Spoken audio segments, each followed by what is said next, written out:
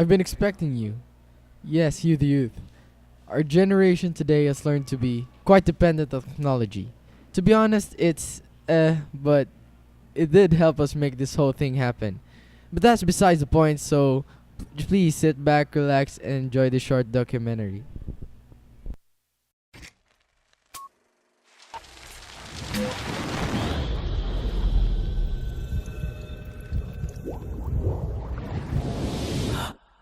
Technology has served us for transportation, medical purposes, and communication.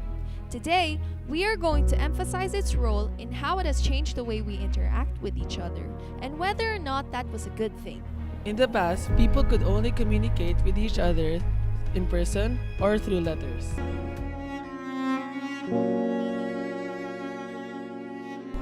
¿Me escribiste cartas? Pues sí.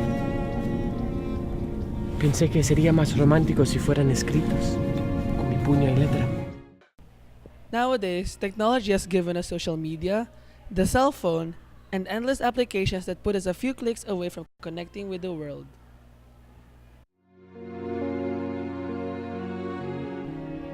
¿Quién escribe cartas todavía? ¿Qué no me mandaste un email? ¿O contestaste a mi Twitter? ¿O escribiste en mi blog? Digo, hay como 1,000,000 de maneras en las que me puedes contactar. Pues sí. There's a saying that goes, With great power comes great responsibility. One might think that with a tool as powerful as this, the youth would constantly be changing the world. And yet...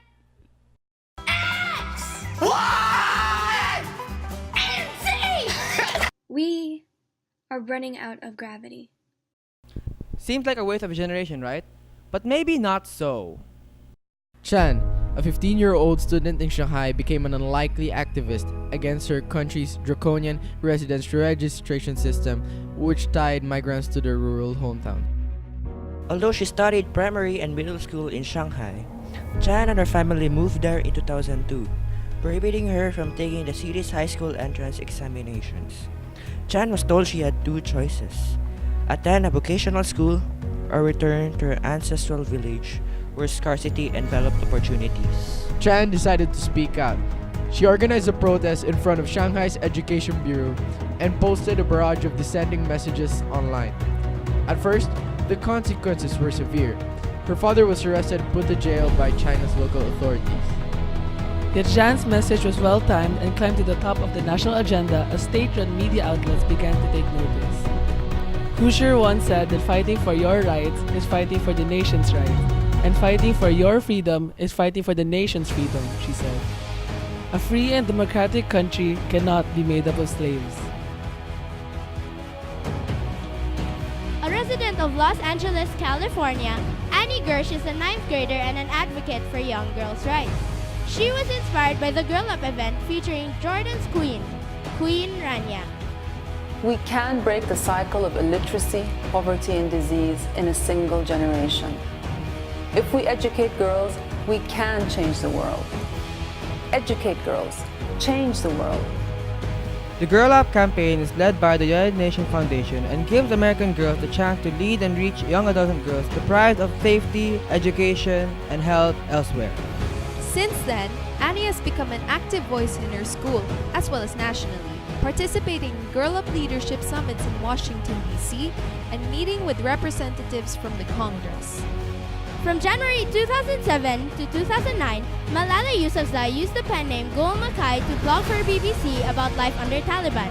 On October 9, 2012, however, a Taliban gunman shot her because she was an activist for human rights, particularly women's right to education. However, she survived and went on to receive the Nobel Peace Prize. We need more Malala Yousafzais in our country who will fight for the people's rights no matter the consequence. In the Philippines, the brave souls who fight for the right objective are shunned by society and shamed by those in power. Fake news, online bullying, and public oppression spread like a pandemic, and the truth is willingly swept under the rug. This must end. Our rights cannot stay silent. I've been expecting you. Yes, you the youth. There's an old saying that goes, the youth is wasted on the young. And if we look around us, it's tempting to agree. Here we have kids wasting away their lives looking endlessly at Facebook, taking pictures of the same thing Instagram and documenting every single second of their lives on Snapchat. But it is also ignorant and insult to those who have given their life for change. Change has come, but it comes silently. It's not simply the words that we bark in Twitter, but the deeds we do in life that make the difference. These stories are not just stories told, they are stories lived, and like every single one of them, You have a life too, a life that can make a difference, a life that can prove that the youth is not wasted on the young. So don't just speak the voice of change. Live it out. Because the voice of change.